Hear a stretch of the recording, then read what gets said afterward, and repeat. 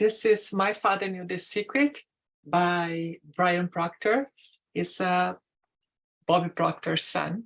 Here we go. Let it go. Let us not look back in anger, not forward in fear, but around us in awareness. Leland Val van de Waal. Do you ever replay old stories in your mind? Unfortunately, more often than not, the stories we play on repeat do not move us forward. They hold us back.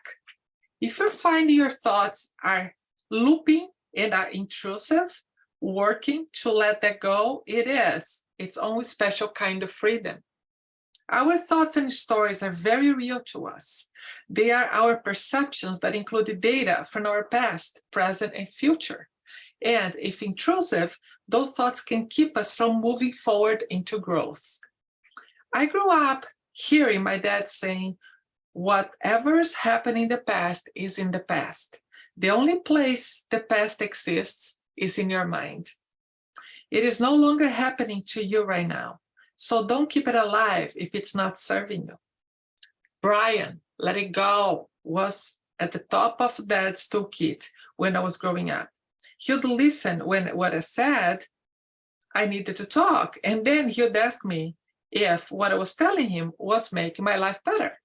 Of course, he usually wasn't. And he would simply say, let it go. I remember being frustrated with this when I was young, but as an adult, I appreciate the simplicity of his message. I often just say to myself, that's right, Brian, let it go. Don't try to complicate this. Make space for the good. The opportunity in letting go is identifying what is mentally and emotionally draining you. Then, by letting it go, you create a new empty space that can be filled by conscious choice. I have noticed in my own family how a shared experience has molded into a memory of our story to fit our chosen role. We use our stories to form our identities. We use them as evidence to support the person we are today. And sometimes we trap ourselves in a thought loop we can't escape. We each are biased by our own perspective that is further narrowed by our ages in the time and the story molding that happens through hearing others tell it. Additionally, these memories are also shaped by how we saw our place in that event, as well as the present-day role we now occupy in life. If you are held captive by the stories you are telling yourself, rewrite your story. When we are ready to create a meaningful change, we can take this step to consciously differentiate between what makes us feel good and what makes us feel flawed or inadequate. Suspend any judgment you have put on yourself and ask yourself the question, how is this story serving me? Examine your thoughts. Are they keeping you in a place that has become your comfort zone?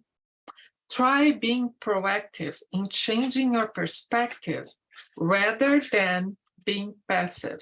You have the ability within you to set yourself free. This is so very important here. I am a cancer survivor, and I help people that have gone through huge challenges in their lives to break free from this mental imprisonment that is still going on. They keep making what happened in the past so alive that it's like they are still there. It is so dangerous. And it's like you keep reliving a bad story over and over again. You are being held hostage by what happened to you. But the great news is that you can break free out of that. You can really let it go. You can live today and just forget what happened in the past.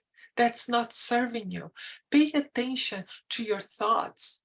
Pay attention to the chatter in your mind, in your head, that is there 24/7.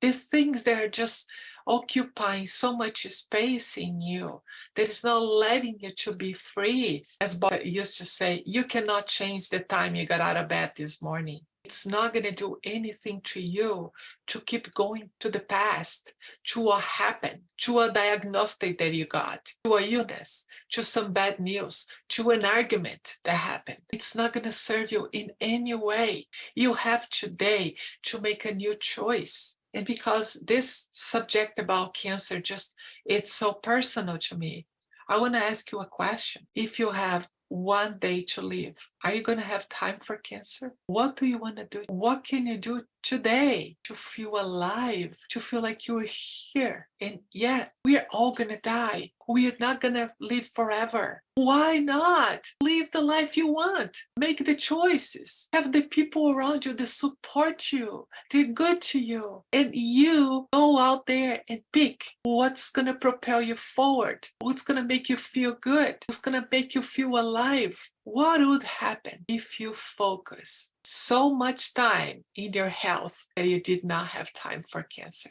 Thank you for watching. This is Sheila Zito.